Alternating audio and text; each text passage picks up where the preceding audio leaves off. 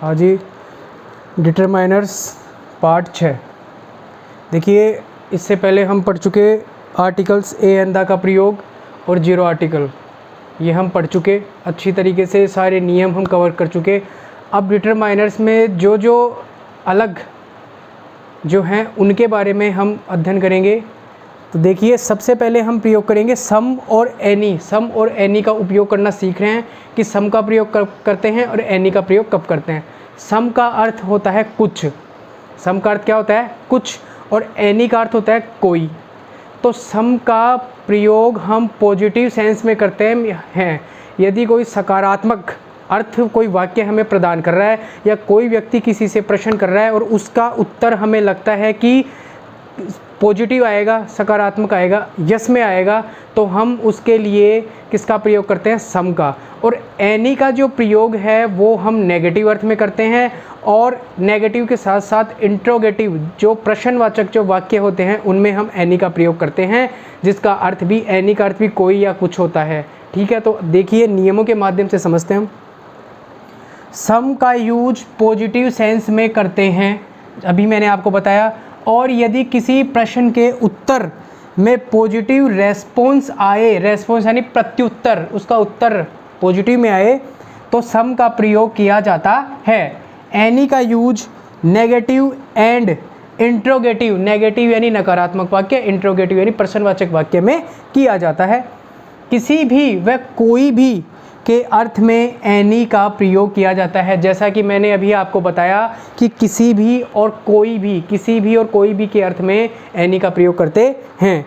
इसके बाद देखिए, इनका प्रयोग काउंटेबल व अनकाउंटेबल दोनों नाउन के पहले करते हैं। अब काउंटेबल नाउन क्या होती है? काउंटेबल नाउन वो होती है जिसे हम गिन सकते हैं, जो गिनती के योग्य होती है, जिसे हम गिन सकते हैं वो काउंटेबल नाउन कहलाती है, और जिसे हम नहीं गिन सकते हैं वो अनकाउंटेबल नाउन कहलाती है। नाउन यानी संज्ञा। ठीक है, इसके बाद में एग्जाम्पल के माध्यम से समझेंगे। I had some rice for lunch. देखिए, राइस यानी होता है चावल। क्या होता है? चावल। तो चावल ये एक मटेरियल नाउन, जो खाद्य सामग्री जो होती है वो मटेरियल नाउन के अंतर्गत आती है, और मटेरियल जो नाउन होती है वो अपने आप में अनकाउंटेबल होती है। क्या होती है? अनकाउंटेबल। तो इसके साथ में हम यहाँ पर प्रयोग कर रहे हैं किसका? सम का। जैसा कि मैंने कहा, काउंटेबल और अनकाउंटेबल दोनों के साथ में ही हम सम का प्रयोग करते हैं। आप देखेंगे, I had some rice for lunch. ठीक है, मेरे पास लंच यानी दोपहर के भोजन के लिए थोड़े से क्या है?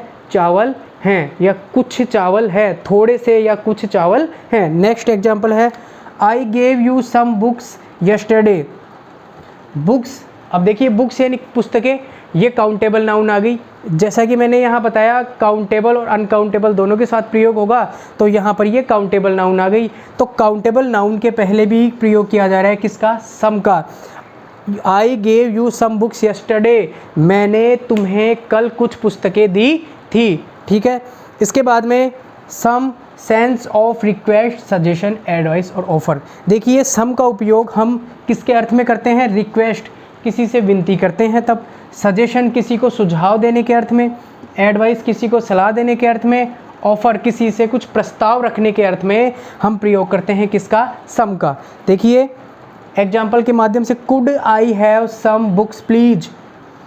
Could I have some books please, क्या मैं किताबें, ठीक है, और किताबों से पहले सम का प्रयोग हो रहा है, और यहाँ पर could I have some books please request हो रही है कि क्या मैं थोड़ी सी पुस्तकें ले सकता हूँ, कृपया करके क्या मैं थोड़ी सी पुस्तकें ले सकता हूँ। उनसे क्या किया जा रही है? विनती की जा रही है, रिक्वेस्ट की जा रही है। तो रिक्वेस्ट के लिए, रिक्वेस्ट के भाव के लिए हमने यहाँ पर प्रयोग किया है किसका? सम का। उसके बाद देखिए, would you like to give me some money please. अब नेक्स्ट वाले वाक्य में कह रहा है कि क्या आप मुझे थोड़ा सा धन देने की कृपा करेंगे, या थोड़ा सा धन आप मुझे कृपया करके प्रदान करेंगे या देंगे। तो देखिए, इसमें भी हमने किसका प्रयोग किया है? देखिए, सम का प्रयोग किया है। सम का प्रयोग इसमें भी हम विनती कर रहे हैं। ठीक है, इसमें तो मनी, मनी क्या है? धन, अपने आप में अनकाउंटेबल नाउन है। अनकाउंटेबल नाउन से पहले हम प्रयोग कर रहे हैं सम का। इनमें से कोई भी भाव हो, ठीक है, उसके लिए हम प्रयोग करते हैं सम का। नेक्स्ट है यूज ऑफ एनी। अब इसमें सम के बाद में जो अगला है वो है एनी। एनी का प्रयोग हम नेगेटिव और इंट्रोगेटिव सेंटेंस में करते हैं, नकारात्मक प्रश्नवाचक वाले वाक्य में, और इनमें कोई या कुछ का ये जो एनी है वो अर्थ प्रदान करता है। देखिए एग्जाम्पल है have you got any books. Have you got any books. अब बुक्स यहाँ पर कौन सी नाउन है? अभी मैंने आपको बताया था काउंटेबल नाउन है, तो इसका अर्थ है have you got any books, क्या तुमने कोई पुस्तक प्राप्त की है? क्या तुमने कोई पुस्तक प्राप्त की है? गेट की सेकंड फॉर्म है यहाँ पे गॉट। क्या तुमने कोई पुस्तक प्राप्त की है? इंट्रोगेटिव सेंटेंस है, लास्ट में प्रश्नवाचक चिन्ह है, इसलिए हमने एनी का प्रयोग किया है। नेक्स्ट है हैव यू गॉट, ये हो गया। He did not give me any money. ये देखिए यहाँ पर uncountable noun, he did not give, तो देखिए इसमें है he did not give me any money, उसने मुझे कोई किसी प्रकार का भी धन नहीं दिया या कोई धन नहीं दिया। ठीक है, तो इसमें ये एक एग्जाम्पल और रह गया बीच में। Do you have any friend in London, क्या आपका कोई मित्र लंदन में है? क्या आपका कोई मित्र कहाँ है? लंदन में है। तो ये तीनों जैसे एग्जाम्पल है, फर्स्ट सेकंड जो ये एग्जाम्पल है, देखिए इसमें एनी का प्रयोग, इसमें भी एनी का प्रयोग, और इफ़ यू आस्क वे, चौथा जो हमारा एग्जाम्पल उसमें देखेंगे, if you ask your way, ask anybody, इसमें सॉरी आस्क नहीं है, इसमें हम करेंगे if you lost your way, यदि आप अपना रास्ता भूल जाते हैं, आस्क एनीबडी, तो आप किसी भी व्यक्ति से, किसी से भी आप अपना रास्ता पूछ सकते हैं। तो देखिए इन चारों एग्जाम्पल के माध्यम से हमने सीखा कि एनी का प्रयोग हम इंट्रोगेटिव यानी प्रश्नवाचक वाक्य में और नेगेटिव यानी नकारात्मक वाक्य में एनी का प्रयोग होता है। ठीक है, और इन सब कोई और कुछ का यह भाव प्रदान करता है। इसके बाद में यूज ऑफ मच, जो हमारा सेकंड जो डिटरमाइनर्स है वो है मच। देखिए मच क्या होता है? मच का प्रयोग हम अधिक के रूप में करते हैं, लेकिन अधिक होती है मात्रा, जिसको मात्रा एक क्वांटिटी के अर्थ में, मात्रा के अर्थ में, मात्रा भी क्या हो? अधिक हो, उसके अर्थ में हम प्रयोग करते हैं किसका? मच का। इसमें देखिए मच का प्रयोग अनकाउंटेबल नाउन के साथ किया जाता है। अनकाउंटेबल नाउन मैंने आपको बताई, अनकाउंटेबल नाउन क्या होती है? जिसको हम गिन नहीं सकते हैं। जिस भी नाउन को हम गिन नहीं सकते हैं वो क्या कहलाती है? अनकाउंटेबल नाउन कहलाती है। देखेंगे एग्जाम्पल में, there was not much food in the house. अब देखिए इसमें फूड से पहले हमने प्रयोग किया है मच का, क्योंकि फूड यहाँ पर क्या है? फूड यहाँ पर भोजन अनकाउंटेबल नाउन है। क्या है? अनकाउंटेबल नाउन है, इसलिए हमने इससे पहले प्रयोग किया है किसका? मच का। तो इसका अर्थ हो गया there was not much food in the house, कि घर में अधिक भोजन क्या है? अधिक भोजन नहीं था, घर में अधिक भोजन नहीं था। तो यहाँ पर जो फूड है अनकाउंटेबल नाउन है, और फूड की मात्रा को बताया जा रहा है कि अधिक रूप से भोजन नहीं था, इसलिए यहाँ पर मच का प्रयोग किया है।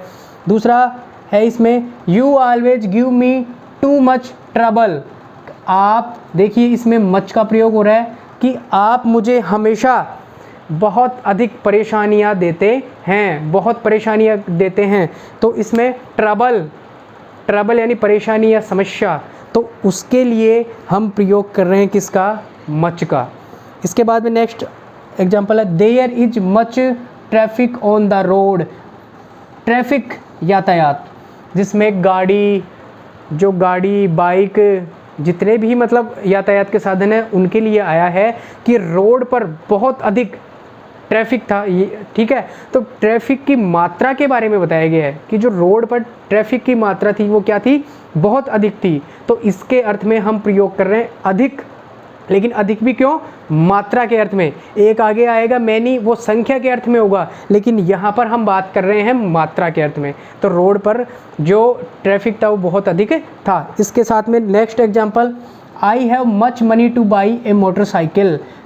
मनी के साथ में किसका प्रयोग हो रहा है, मच का प्रयोग हो रहा है। मनी यहाँ पर देखिए, मनी यहाँ पर क्या है, धन, और धन की मात्रा अधिक है। मेरे पास मोटरसाइकिल खरीदने के लिए धन की मात्रा क्या है, अधिक है, मात्रा, ठीक है, मात्रा बता रहा है यहाँ पे। तो इसके कारण यहाँ पर मच का प्रयोग हुआ है। तो इस प्रकार से ये हमारे सम, एनी और मच, इनका प्रयोग हमने इस चैप्टर में पढ़ा है। अब आगे आप इसको अच्छी तरीके से इन नियमों को देख ले, इन एग्जाम्पलों को समझ ले। हाँ, तो नेक्स्ट है अपने आल का प्रयोग। आल यानी क्या होता है, आल यानी होते हैं सभी, सब, ठीक है। तो आल का प्रयोग हम कब करते हैं, काउंटेबल प्लूरल नाउन के पहले, काउंटेबल जिसको गिना जा सके, प्लूरल यानी बहुवचन नाउन संज्ञा के पहले आल का यूज प्लूरल वर्ब के साथ व प्लूरल वर्ब व अनकाउंटेबल नाउन के साथ सिंगुलर वर्ब का प्रयोग करते हैं। यदि प्लूरल वर्ब आएगी मतलब प्लूरल नाउन आएगा तो प्लूरल वर्ब का प्रयोग करेंगे, और यदि अनकाउंटेबल नाउन आएगी तो सिंगुलर नाउन का प्रयोग करेंगे। देखिए इसमें हमारे पास एग्जांपल है, all the boys are present today. All यानी सभी, सभी जो लड़के थे वो क्या हैं, उपस्थित हैं। तो यहाँ पर ऑल है, ऑल के साथ में द बॉयज प्लूरल नाउन बहुवचन संख्या के साथ में जो हमने हेल्पिंग वर्ब जो उपयोग में की है वो क्या है, प्लूरल ही है। इसके बाद all the books are good, all के साथ में बुक्स प्लूरल नाउन, उसके साथ में हम प्लूरल हेल्पिंग वर्ब का प्रयोग कर रहे हैं, प्लूरल हेल्पिंग वर्ब, ठीक है, आर का प्रयोग कर रहे हैं। नेक्स्ट एग्जांपल है all the wheat is good. देखिए वीट, वीट यानी अनाज, यहाँ पर फिर से मटेरियल नाउन आ गया। मटेरियल नाउन मैंने आपको पिछले अभी थोड़ी देर पहले मैंने आपको बताया था कि मटेरियल नाउन क्या होती है, सिंगुलर होती है। सिंगुलर नाउन के साथ में सिंगुलरी वर्ब का उपयोग करेंगे, इसलिए यहाँ पर क्या है, इज का प्रयोग किया जा रहा है। All the wheat is good. उसके बाद में all the milk is fresh. Milk material noun है, मटेरियल नाउन होने के कारण ये सिंगुलर ही आएगा, इसलिए हम यहाँ पर उपयोग कर रहे हैं किसका, इज का। All the milk is fresh, जो पूरा जो सारा जो मिल्क है वो क्या है, फ्रेश है, ताज़ा है। इसके बाद में जस्ट हम उपयोग करते हैं बोथ का। देखिए बोथ का उपयोग दोनों के अर्थ में करते हैं। बोथ का अर्थ होता है दोनों, कोई भी दो, दोनों के दोनों।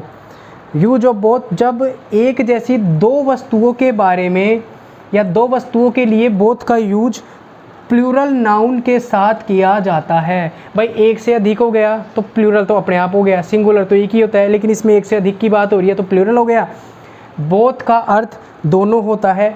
एग्जाम्पल देखेंगे, both the players played well in the game. Both यानी दोनों, both the players played well. देखिए इसमें द प्लेयर्स, ये both the players played well in the game, दोनों जो मतलब खिलाड़ी थे वो खेल में अच्छा खेले, ठीक है। उसके बाद both my brother going to, इसमें भी आएगा brothers, both my brothers going to Delhi.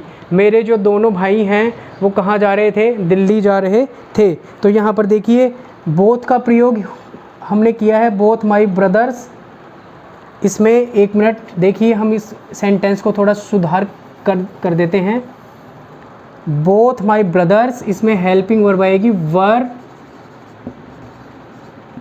Going to Delhi.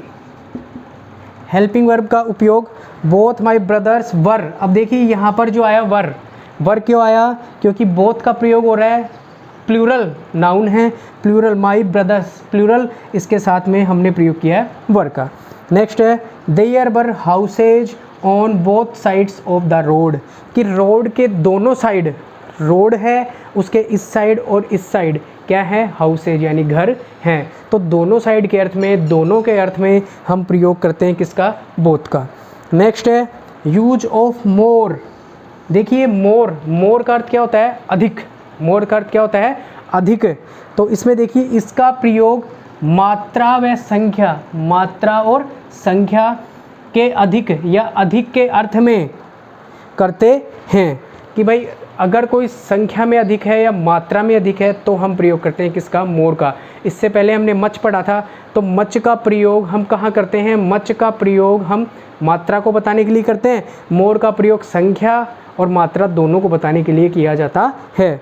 देखिए, will you give me more money, क्या आप मुझे और अधिक धन दे सकते हो। ठीक है, तो इसमें इसका प्रयोग हुआ है किसका, मोर का, मात्रा के रूप में।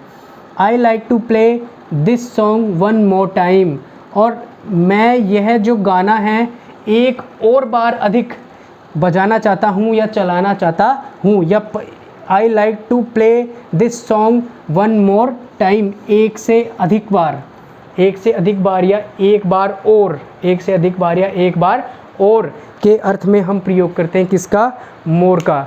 तो इस प्रकार से इस पूरे चैप्टर में हमने सम, एनी, मच, ठीक है, उसके बाद में ऑल, बोथ और मोर, इन सब डिटरमाइनर्स के बारे में पढ़ा, इनके नियमों के बारे में जाना, इनके एग्जाम्पल्स के बारे में जाना। तो मैं आशा करता हूँ कि आप इन नियमों को एक बार दोबारा से, वीडियो को दोबारा से चला करके अच्छे से नियमों को समझ ले, पढ़ ले। इससे आगे का जो चैप्टर है, इससे आगे की जो क्लास है, हम नेक्स्ट जो हमारी अगली क्लास होगी उसमें जो बाकी बचे हुए डिटरमाइनर्स हैं उनके बारे में डिस्कस करेंगे। धन्यवाद।